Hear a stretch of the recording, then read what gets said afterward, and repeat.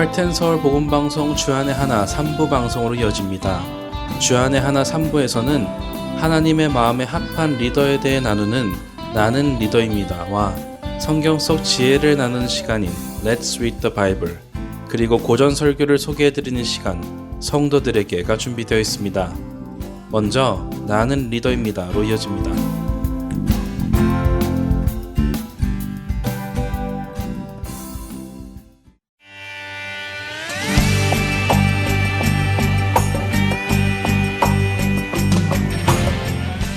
애청자 여러분 안녕하세요. 새롭게 시작하는 프로그램 나는 리더입니다. 진행의 민경은입니다. 아마 이 프로그램 제목을 들으시고 아유 나는 리더가 아닌데 나랑은 상관없는 방송이겠네. 이 방송은 우리 소그룹 리더가 들으면 좋겠는데 하는 분도 계실 것 같습니다. 어쩌면 우리에게는 리더라는 단어에 선입견이 있는지도 모르겠습니다. 리더라고 하면 우리는 사회적으로는 회사의 사장을 비롯한 리더들, 정치적으로는 대통령을 비롯한 장관들, 교회에서는 담임 목사나 장로와 같은 사람들을 리더라고 생각합니다. 물론 그들이 리더인 것은 맞습니다. 하지만 그들만이 리더인 것은 아니지요. 여러분이 세상에 태어나서 가장 먼저 만난 리더는 누구인가요? 회사의 사장이나 정치인, 담임 목사님이셨나요? 그렇지 않지요? 여러분이 세상에 태어나서 가장 먼저 만난 분은 여러분의 부모님 혹은 여러분을 직접 키워주신 분일 것입니다. 그분들의 인도를 따라 여러분은 세상을 살아가기 시작하셨을 것입니다. 그렇기에 여러분이 지금 누군가의 부모시라면 그들의 리더이고, 결혼을 했다면 한 가정의 리더이기도 합니다. 또한 형제 자매들 사이에도 리더는 있습니다. 아주 작은 모임에도 리더는 있게 마련이지요. 여전히 나는 모든 조건에 맞지 않는데? 라고 생각하시며 본인은 리더가 아니라고 생각하는 분이 계실지도 모르겠지만, 가장 작은 단위인 나 자신의 지체 안에서도 나는 리더가 됩니다. 왜냐하면 우리는 고린도후서 10장 5절 말씀처럼 하나님을 아는 것을 대적하여 높아진 것을 다 무너뜨리고 모든 생각을 사로잡아 그리스도에게 복종하도록 나 스스로를 컨트롤해 나가야 하기 때문이지요. 사실 오늘 우리는 참된 리더가 부족한 세상에 살고 있습니다. 세계 각국의 지도자들을 보면 리더로서의 자격이 되지 않는 자들이 넘쳐나고 있지요. 각 나라의 정치인 선거 때면 사람들은 뽑을 사람이 없다라는 말을 자주 하게 됩니다. 그래서 결국 모두 자격은 없지만 가장 덜 나쁜 후보에게 투표하는 일이 이미 오래전부터 일어나고 있습니다. 이것은 세상의 정치에서뿐 아니라 직장이나 심지어 믿음의 공동체 안에서도 크게 다르지 않습니다. 그렇기에 성경적인 리더가 참으로 아쉬운 때입니다. 하나님께서는 우리 모두를 리더로 부르셨습니다. 우리는 가정에서, 공동체에서, 교회에서, 더 나아가 세상에서 사람들을 하나님께로 인도하는 리더로 부름받았습니다. 이 사실을 우리가 기억해야 합니다. 더욱이 우리가 부름받은 것은 우리에게 자격이 있어서가 아니라, 우리에게 실력과 능력이 있어서가 아니라 우리를 부르신 하나님께 능력이 있어서입니다. 우리가 우리를 부르신 하나님을 신뢰하며 우리에게 맡겨진 리더로서의 직무에 충실할 때에 하나님께서는 우리를 통해 하나님의 계획하신 일들을 이루어 가실 것입니다. 그렇기에 우리 모두가 하나님의 부르심에 응답하여 나는 리더입니다 라는 고백을 하며 이 프로그램을 통해 성경적인 리더의 모습을 배워나가며 우리가 그 성경적인 리더로 훈련받기를 원합니다. 혹시 여러분 중에 예상하지 못하게 리더의 직분을 맡은 경험이 있는 분이 계신가요? 하나님께서 주신 직분이 나에게 적합하지 않다고 느낀 분이 계시는지요? 사실 많은 성도분들이 직분으로서의 부름을 받고 임직식을 하기 전에 고민을 하기도 합니다. 과연 내가 이 직분을 받기에 합당한가? 나는 아닌 것 같은데 라는 고민을 하기도 하지요. 그러나 말씀드린 대로 우리를 부르신 하나님은 우리에게 능력이 있어서 부르신 것이 아니라 우리를 통해 하나님의 하시는 일을 나타내시기 위해 부르셨다는 것을 믿고 주어진 역할을 감당해야 할 것입니다. 옛 구약 시대에는 사사기 시대가 있었습니다. 그 사사 시대가 끝나갈 무렵 엘리 제사장은 실로에서 대제사장직을 수행했습니다.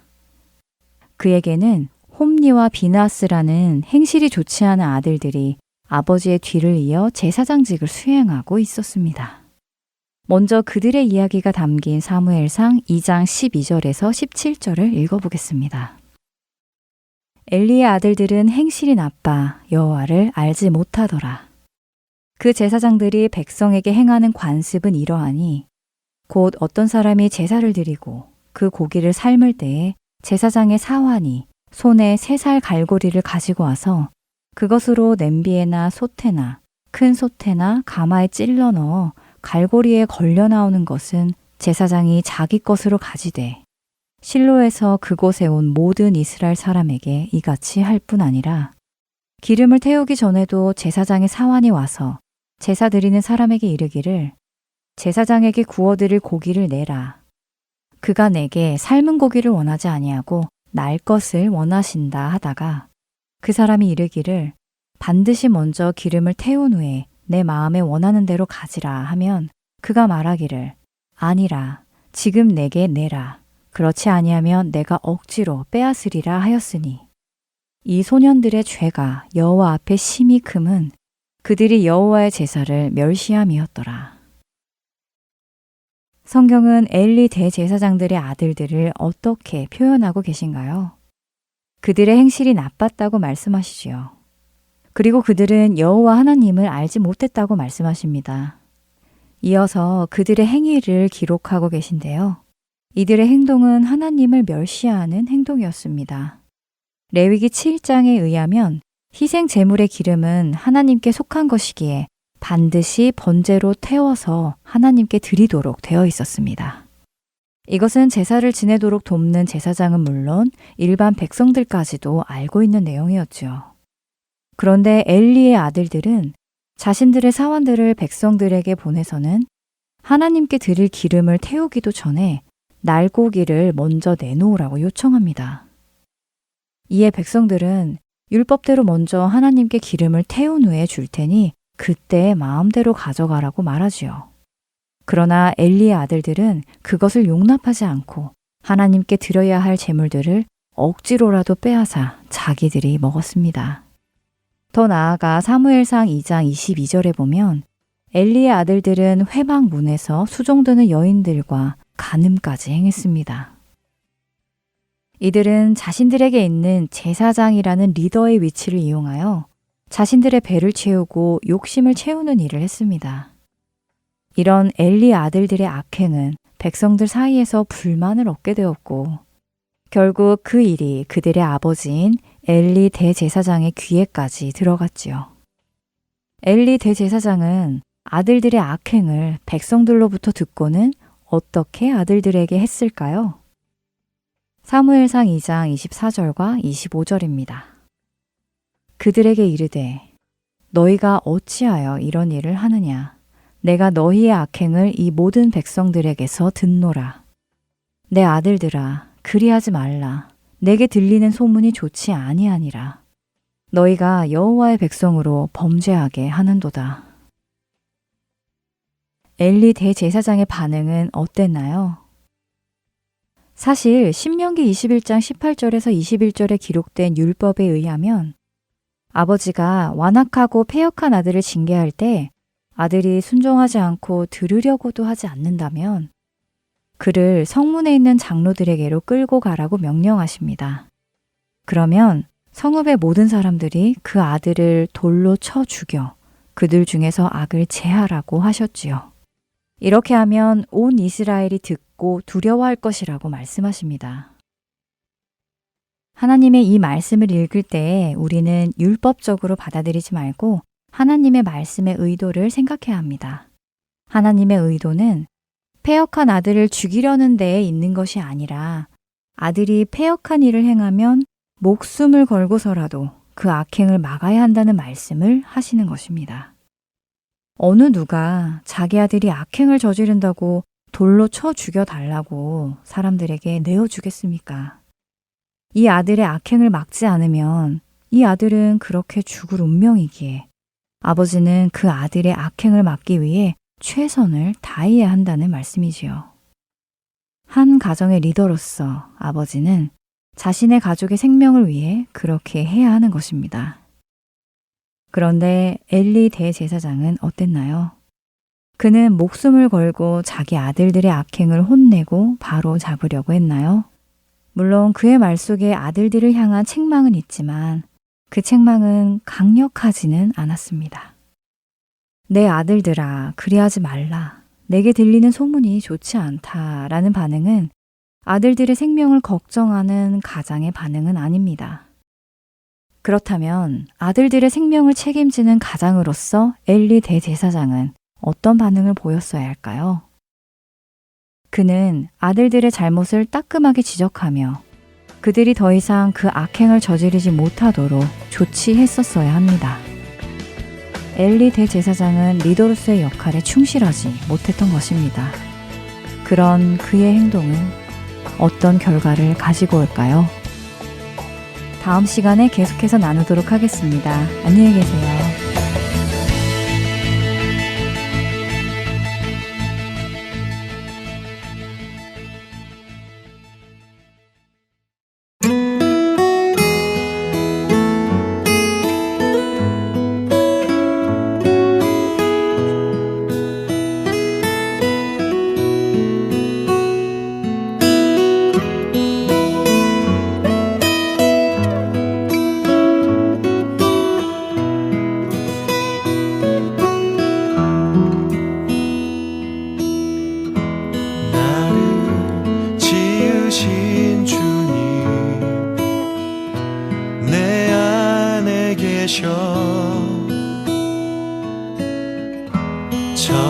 처음부터 내 삶은 그의 손에 있었죠.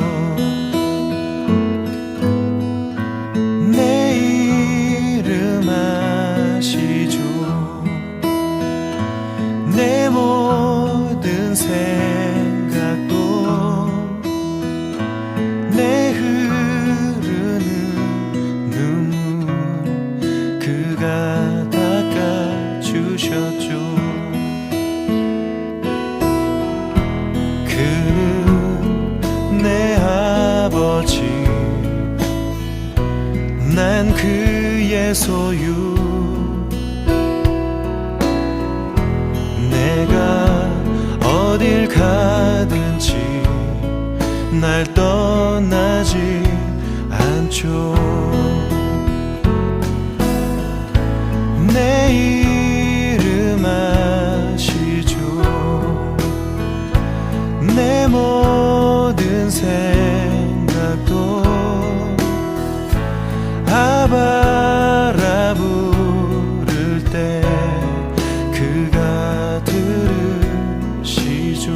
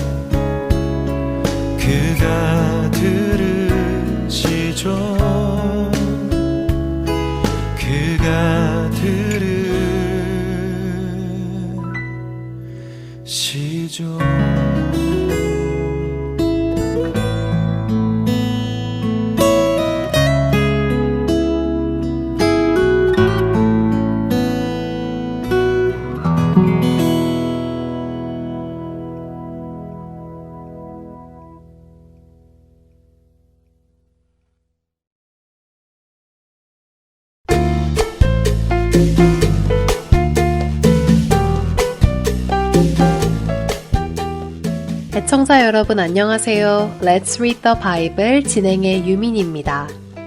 히브리서는 예수님이 누구신지에 대해 설명해주는 부분이 많이 있습니다.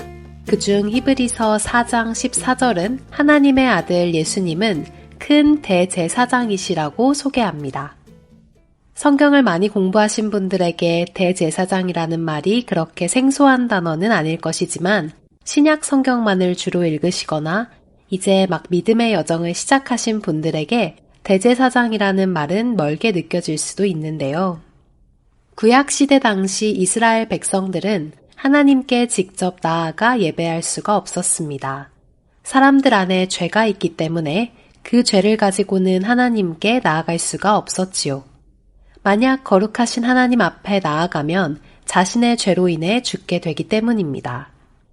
그래서 이스라엘 백성들이 하나님 앞에 나갈 수 있도록 돕는 역할을 맡은 사람들이 있었습니다. 이 일을 위해 하나님께서 택하여 세우신 사람들이 바로 제사장들이었지요. 그들은 백성들의 죄를 위해 제물을 잡고 제사를 드려 그들이 하나님 앞에 나아가도록 하는 역할을 감당했습니다. 제사장은 아무나 되는 것은 아니었습니다. 말씀드린 대로 하나님께 택함을 받은 사람들인데 하나님께서는 이스라엘 12지파 중 레위지파 사람들로 그 일을 하도록 택하셨습니다. 하지만 레위지파라고 해서 다 제사장이 되는 것은 아니었지요. 레위지파 중에서도 아론의 자손만이 제사장이 될 수 있었지요. 그리고 이 제사장 중에 대제사장 한 명을 뽑아 그 해의 대제사장이 되게 했습니다. 하나님께서는 죄 때문에 하나님께 나아올 수 없는 백성들을 향해 바로 이 제사라는 방식을 통해 하나님께 나아올 수 있게 해주셨습니다. 소와 양, 곡물 등으로 제사를 지내며 자신의 죄를 회개하면 그들의 죄가 일시적으로 사함을 받았지요.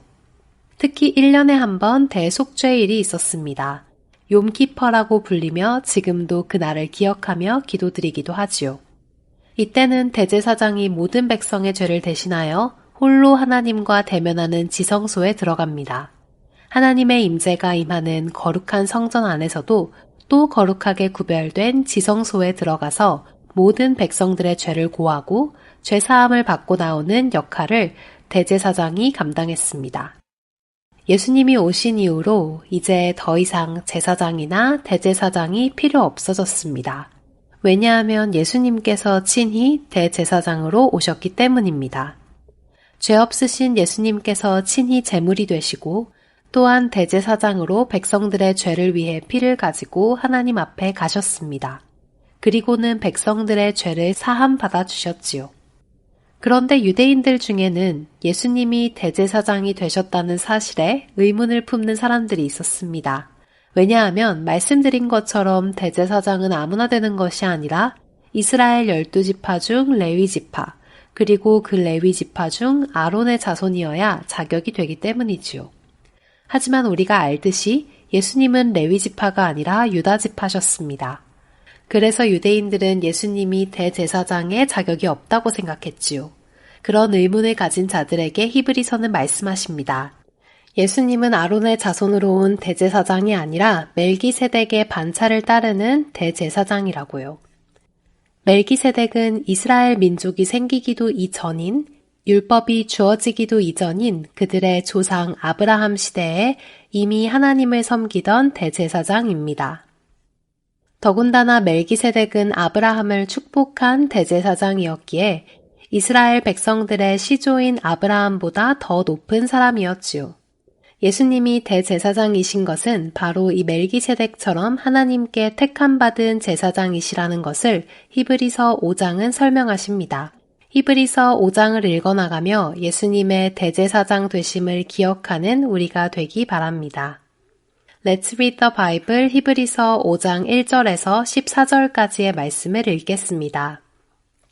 대제사장마다 사람 가운데서 택한 자이므로 하나님께 속한 일에 사람을 위하여 예물과 속죄하는 제사를 드리게 하나니 그가 무식하고 미혹된 자를 능히 용납할 수 있는 것은 자기도 연약에 휩싸여 있음이라.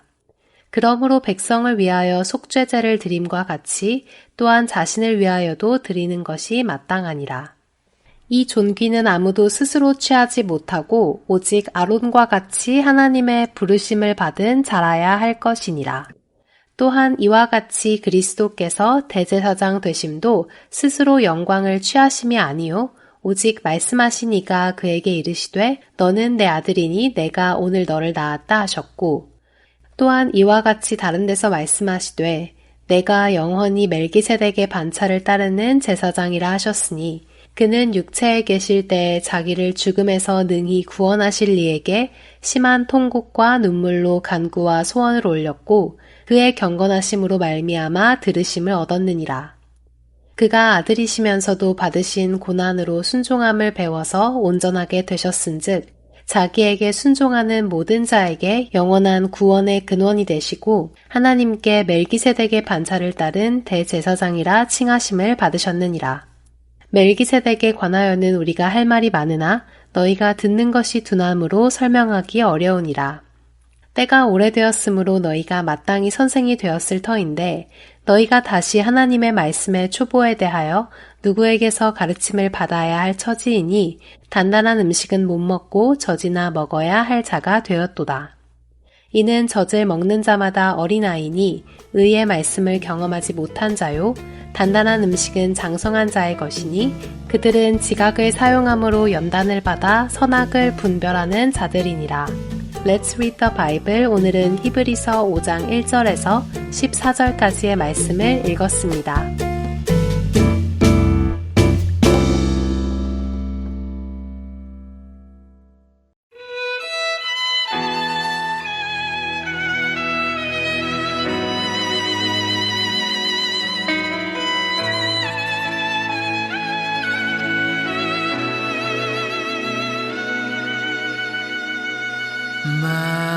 만왕의 왕 내 주께서 왜 고초 당했나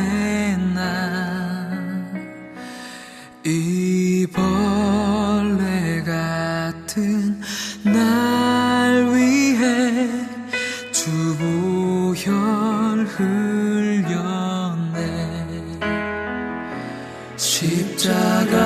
십자가 내가 처음 볼 때에 나의 맘의 큰 고통 사라져 오늘 믿고서 내 눈 밝았네 참 내 기쁨 영원하도다 주 십자가 못 박힘은 속죄함 아닌가 그 긍휼함과 그 은혜 말할 수 없도다 십자가 내가 처음 볼 때에 나의 맘의 큰 고통 사라져 오늘 믿고서 내 눈 밝았네 참 내 기쁨 영원하도다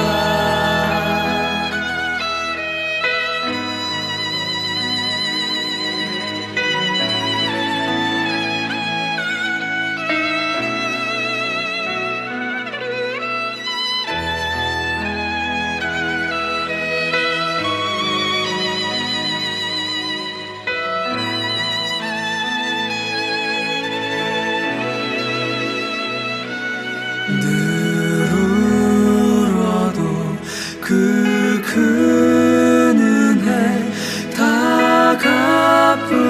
수 없네. 나 주님께 몸 바쳐서 주의 일 힘쓰리. 십자가 내가 처음 볼 때에 나의 맘의 큰 고통 사라져.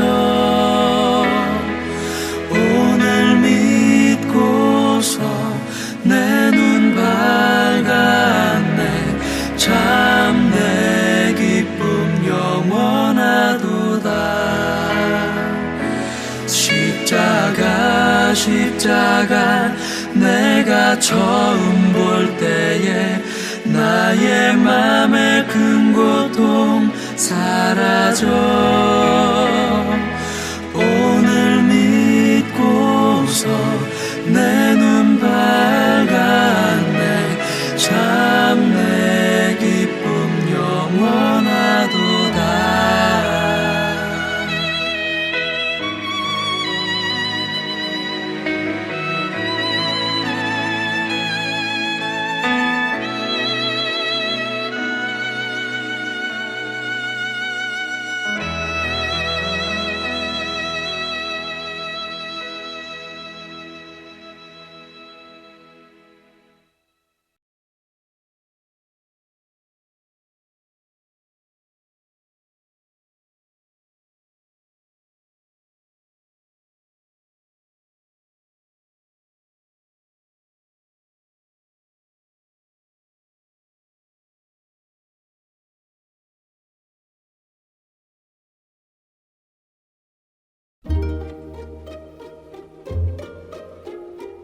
오늘의 성경 단어 외식.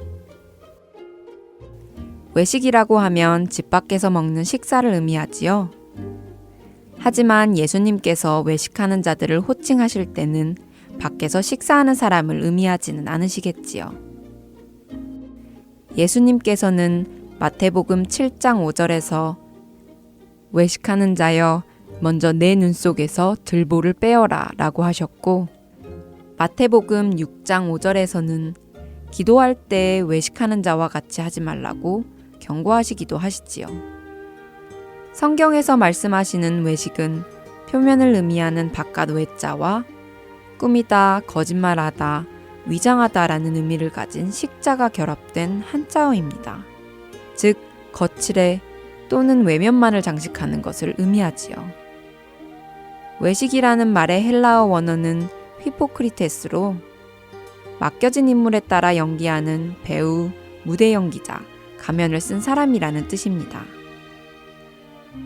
그러니까 실제로 그런 사람이 아니라 그런 척 연기를 하는 사람인 것이지요. 이런 이유로 위선자를 뜻하는 영어의 히포크릿이라는 단어는 헬라어 히포크리테스에서 유래되었지요. 외식하는 자는 가면을 쓴 것처럼 거짓으로 자신을 꾸미고 있는 사람들을 말합니다. 마태복음 23장 25절에서는 외식하는 자들은 장과 대접의 겉은 깨끗하지만 그 안에는 탐욕과 방탕으로 가득하다고 말씀하시며, 마가복음 7장 6절에서는 입술로는 하나님을 공경하되 마음은 그렇지 않다며 외식하는 자들에 대해 평가하십니다. 흔히 우리가 말하는 가식적인 사람들이겠지요. 교회 안에서는 선한 미소를 지으며 섬기기도 잘하지만 교회 밖에서는 무례하고 독한 말을 내뱉으며 주변 사람들을 힘들게 하는 사람들, 거룩한 척하지만 속에는 세상 사람들과 다르지 않은 사람들이 바로 외식하는 자들일 것입니다. 우리의 모습이 교회 안에서나 교회 바깥에서나 다르지 않으며 홀로 있을 때나 다른 사람들과 있을 때가 다르지 않고 겉과 속이 다르지 않기를 바라며 오늘의 성경 단어 여기에서 마치겠습니다. 안녕히 계세요.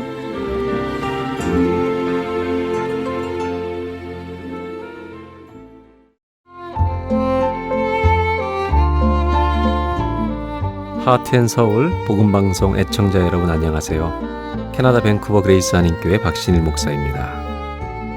복음을 전하는 일은 모든 그리스도인들에게 맡겨진 사명입니다. 하트앤서울 복음방송은 생명의 근원 되시는 예수 그리스도만을 전하는 방송사입니다. 여러분의 기도와 후원으로 이 사역은 계속될 것입니다.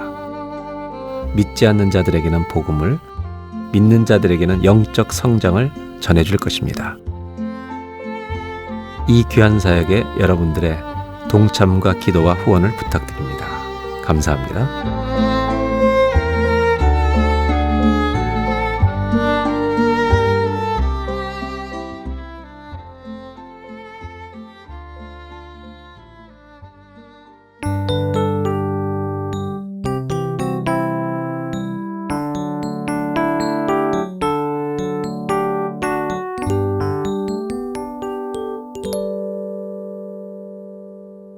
옛 고전 설교를 나누는 시간인 성도들에게 보내드립니다.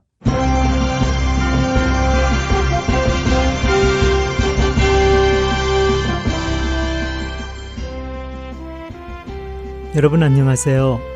성도들에게 진행의 권혁준입니다. 성도들에게 이 프로그램은 지난 시대의 외국 설교자들의 설교를 여러분께 읽어드리는 시간입니다. 오늘은 1703년에 태어나 1758년에 소천한 조나단 에드워즈의 영적 감정을 분별하라 중 일부를 읽어드립니다. 영적인 것에 있어서 도덕적 탁월함이란 무엇을 의미하는 것일까요? 여기서 제가 말하는 도덕성은 많은 사람들이 일반적으로 말하는 그 도덕성이 아닙니다. 어떤 사람들은 도덕성을 도덕적 의무에 따르는 외적 행동으로 인식합니다. 또 어떤 사람들은 이를 불신자가 행할 수 있는 선행들, 즉 영적인 동기로 유발되지 않은 정직, 정의, 자비 등과 같이 생각하기도 합니다. 그러나 제가 여기서 말하고자 하는 도덕적 탁월함이란 하나님의 도덕적 성품에 속하는 것으로서 하나님의 거룩하심입니다. 하나님의 거룩하심은 그분의 도덕적 완전함으로써 의로움과 진실하심, 또한 선하심에 총체할 수 있습니다. 하나님은 능력, 지식, 영원하심과 같은 다른 속성들도 가지고 계시지만 이런 것들은 하나님의 신성에 포함시키지 않기 때문에 도덕적 속성이라 부르지 않습니다. 제가 영적 감정들은 신령한 것들을 사모하는 마음에서 나오는 것이라고 말한 것에서 이제 한 걸음 더 나아가 이 사모함은 바로 영적 사모함이라는 것을 말하고 싶습니다. 진정한 그리스도인이 어떤 영적인 것을 사모하는 것은 바로 하나님의 거룩함을 사모하는 것입니다. 하나님을 사랑하는 것도 하나님의 거룩하심을 사랑하는 것입니다. 그렇다고 그리스도인들이 하나님의 능력이나 지식 또는 영원함의 매력을 못 느낀다는 뜻은 아닙니다. 그리스도인들은 하나님의 거룩하심 때문에 이런 것들을 사랑하게 된다는 뜻인 것입니다. 사람들이 거룩함 없는 능력이나 지혜에는 매력을 느끼지 못하는 것처럼 위대한 능력과 지식을 소유했다 하더라도 만약 그가 악한 사람이라면 누가 그를 사모하겠습니까? 이처럼 그리스도인들은 하나님의 거룩함 때문에 다른 속성들의 매력을 느끼는 것입니다. 하나님의 지혜는 거룩하기 때문에 악하고 교활한 지혜가 아닌 영광스러운 지혜이며 하나님의 영원함은 거룩하기 때문에 변치 않는 악의 영혼이 아니라 영광스러운 영원함입니다. 따라서 하나님에 대한 사랑은 그분의 거룩하심을 즐거워하는 마음에서 시작되어야 합니다.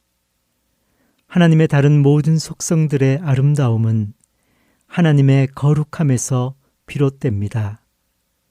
하나님의 거룩하심 안에 있는 아름다움을 먼저 보지 않는 한 하나님의 지식, 능력, 영원하심과 같은 다른 속성이 지니고 있는 아름다움을 볼 수 없습니다. 저는 앞에서 하나님께서는 그리스도인들에게 새로운 영성을 주신다고 말한 바 있습니다. 이제부터는 그 영성으로 어떻게 정확하게 보며 느끼며 맛볼 수 있는지 살펴보려고 합니다. 이것이 바로 거룩함의 아름다움입니다. 불신자들은 이러한 아름다움을 볼 수 없지만 그리스도인은 성령에 의해 느낄 수 있습니다. 성경은 식욕을 돋우는 영적 음식으로 거룩함의 아름다움을 가리킵니다. 거룩함은 주 예수 그리스도가 주시는 맛있는 양식입니다.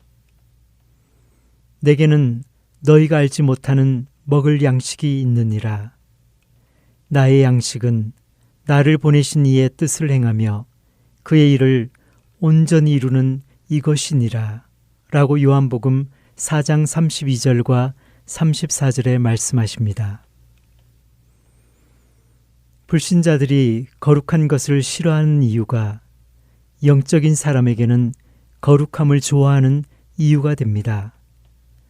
불신자들이 거룩한 것을 싫어하고 미워하는 이유는 사실 그 거룩성 때문인데 영적인 사람들이 거룩한 것을 좋아하는 이유도 바로 그 거룩성 때문인 것입니다. 우리는 이 거룩성을 하늘의 천사들과 성자들에게서도 찾아볼 수 있습니다. 그들의 마음과 생각을 사로잡는 것은 하나님의 거룩함에서 빛나는 영광과 아름다움입니다.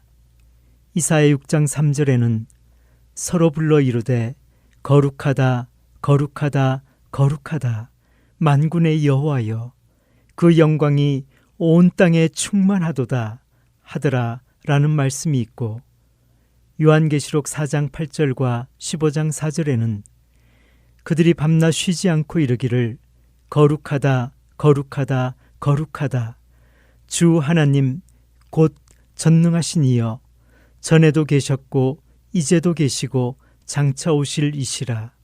주여 누가 주의 이름을 두려워하지 아니하며 영화롭게 하지 아니하오리이까 오직 주만 거룩하시니이다 라는 말씀이 있습니다. 하늘에서와 마찬가지로 땅에서도 이렇게 되어야 합니다. 우리가 천국에 가기를 소망하는 것은 그곳에서 빛나는 하나님의 거룩한 아름다움 때문입니까? 아니면 단순히 우리의 이기적인 행복을 추구하기 위해 비롯된 천국에 대한 욕망 때문입니까? 우리가 천국을 사모하는 마음을 이 기준으로 측정해 봐야 할 것입니다. 영적 감정은 영적 조명으로부터 비롯되는 것으로 불빛 없는 단순한 뜨거움이 아닙니다. 진정한 그리스도인은 자신이 전에 느꼈던 것보다 영적인 것들에 대해 더 많은 것을 보고 이해함으로 영적 감정을 느끼는 것입니다. 진정한 그리스도인은 전보다 더 분명하고 더 정확한 견해를 가지게 되며 하나님의 진리에 대해 전에는 몰랐던 것을 새롭게 이해하거나 과거에 알았지만 잊었던 지식들을 다시 회복할 수도 있습니다. 그러나 이 지식은 교리적인 지식을 말하는 것이 아닙니다. 교리적인 지식은 지적 능력만 있어도 되지만 영적 지식은 기독교 교리가 지닌 거룩함의 아름다움을 볼 수 있는 마음의 감각이 개입되어야 합니다. 영적 지식에는 항상 지성과 마음이 같이 개입되어야 합니다. 즉, 성경 교리가 의미하는 것을 지적으로 이해하고 그 의미의 거룩한 아름다움을 마음으로 음미할 수 있어야 합니다. 안타깝게도 교리에 대해서 아주 깊은 지식을 가지고 있을지라도 그 교리가 지니고 있는 거룩한 아름다움은 전혀 맛보지 못할 수 있습니다. 지적으로 머리로는 알고 있지만 영적으로, 즉 마음으로는 모르고 있는 것입니다. 교리를 단순히 지적 이해로만 이해하는 것은 어떤 사람이 꿀을 손으로만 만져보고 맛보지 못한 것과 같습니다. 그러나 영적 지식은 꿀의 달콤함을 직접 맛본 자와 같습니다. 단지 꿀을 눈으로 보고 손으로 만져보기만 한 사람이 어찌 그 꿀을 맛본 사람과 같을 수 있겠습니까?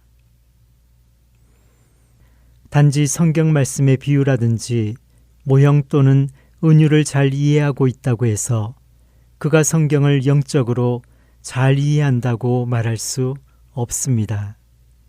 영혼에 비추는 한 줄기의 영적 조명 없이도 성경의 비유들을 해석하고 이해할 수 있는 사람들이 있기 때문입니다. 성경의 영적 의미는 상징적인 성경 구절들의 올바른 해석이 아니라 성경 진리의 신적인 달콤함에 있습니다. 다시 한번 말하지만 하나님께서 성령을 통해서 즉각적으로 하나님의 뜻을 우리 마음속에 보여주셨다면 그것은 영적 지식이 아니라 여전히 교리적인 지식입니다.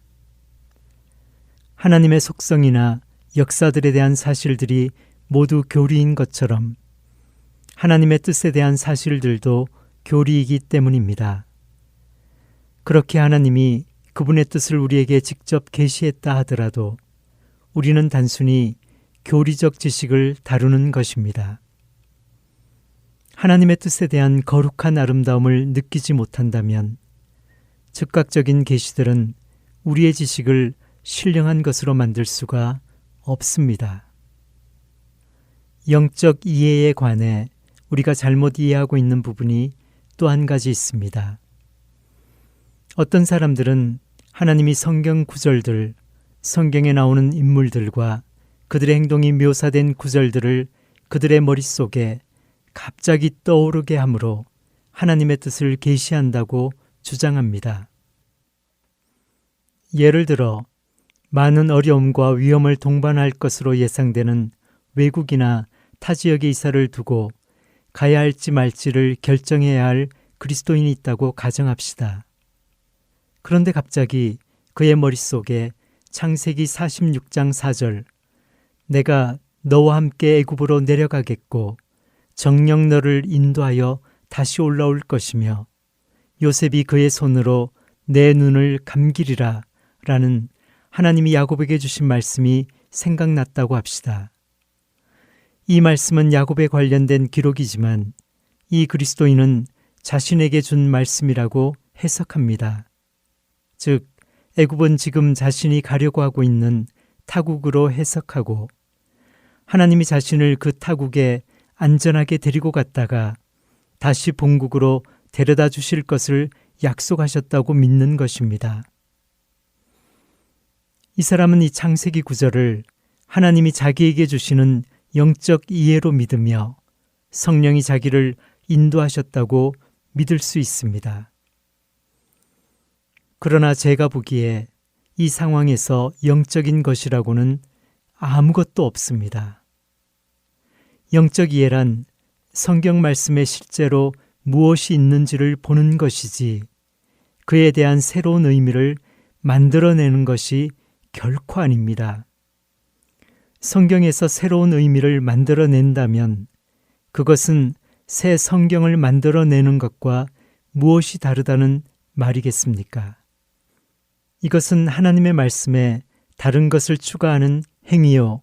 이런 행위는 하나님이 저주하시는 행위입니다.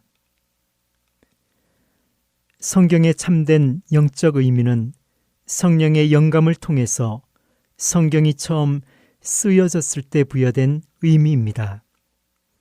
영안이 열려 있는 사람이라면 이 원래의 의미를 누구든지 보게 될 것입니다.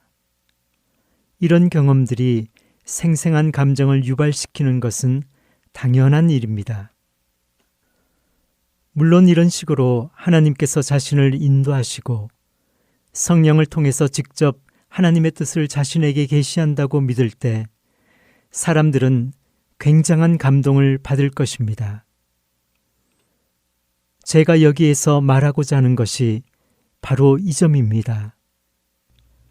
이 경험들 중 그 어느 하나도 하나님의 아름다운 거룩하심을 음미했거나 또는 느낀 것은 아니라는 것입니다. 오직 하나님의 아름다운 거룩하심을 보고 느낀 것에서 비롯된 것들이어야만 영적 감정들이라 할 수 있습니다. 단순히 사람들의 생각에서 비롯된 것이거나 또는 머리에 갑자기 떠오른 감정이나 혹은 어떤 특정한 단어는 본질적으로 영적인 것들이 아닙니다.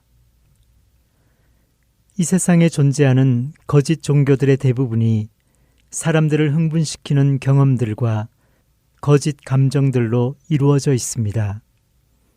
불행하게도 교회의 역사도 마찬가지입니다. 이런 경험들은 사람들을 미혹시키는 비성경적인 것으로서 사람들이 자신이 경험한 감정이나 환상, 황홀감을 기독교의 전부라고 믿게 합니다. 그래서 사탄은 빛의 사자로 위장해 수많은 사람들을 속이고 진리의 종교를 타락시킵니다. 그러므로 교회 지도자들은 항상 이런 속임수에 대한 주의를 게을리해서는 안 됩니다. 부흥의 시기에는 특히 더 주의해야 합니다. 성도들에게 마칩니다.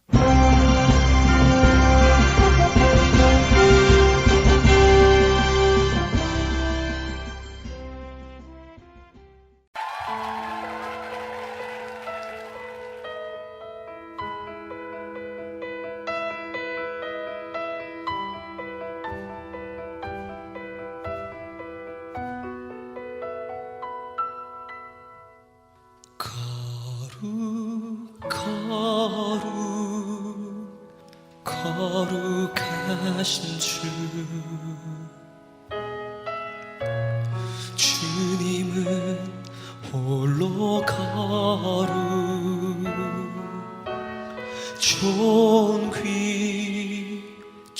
존귀하신 주 앞에 내가 섭니다.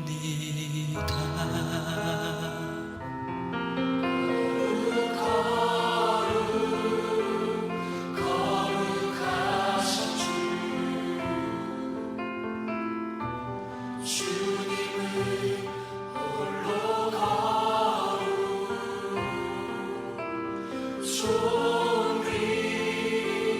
존귀하신 주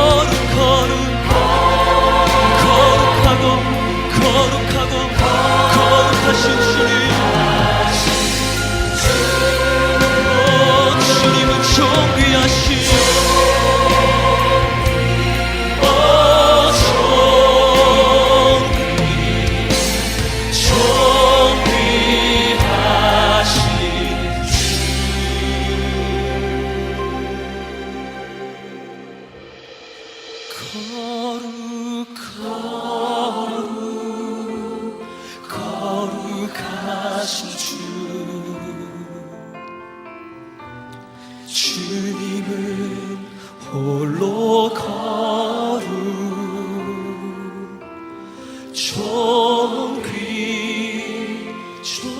존귀하신 주 앞에 내가 섭니다.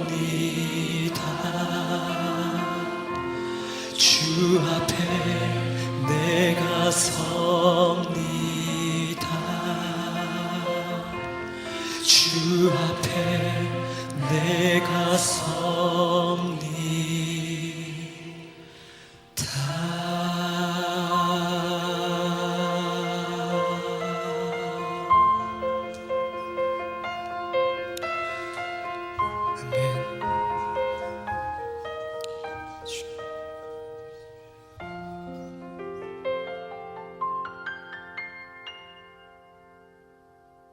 지금 이 시간은 할트앤서울 복음선교회를 위해 기도하는 시간입니다.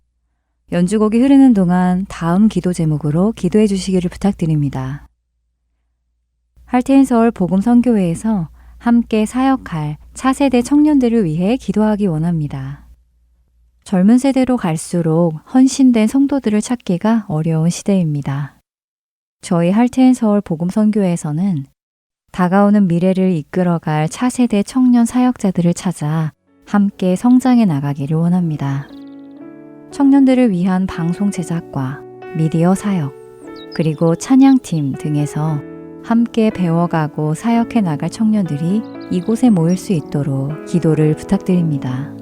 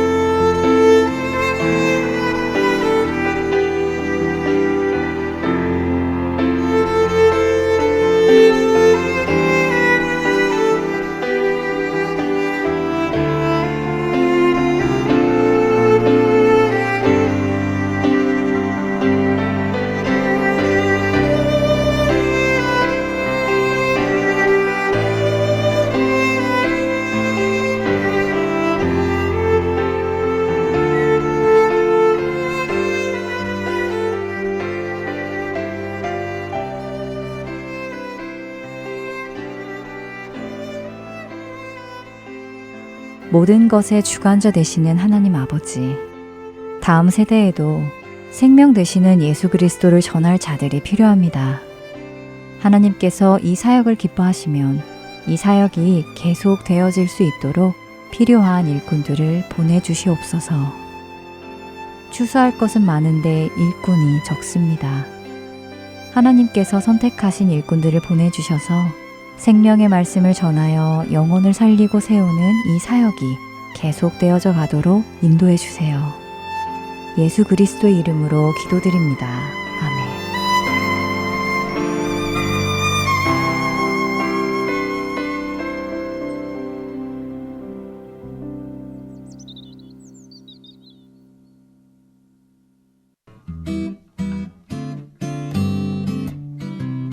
지금까지 주안의 하나 3부 함께 해주셔서 감사드립니다. 계속해서 주안의 하나 4부로 이어집니다. 감사합니다.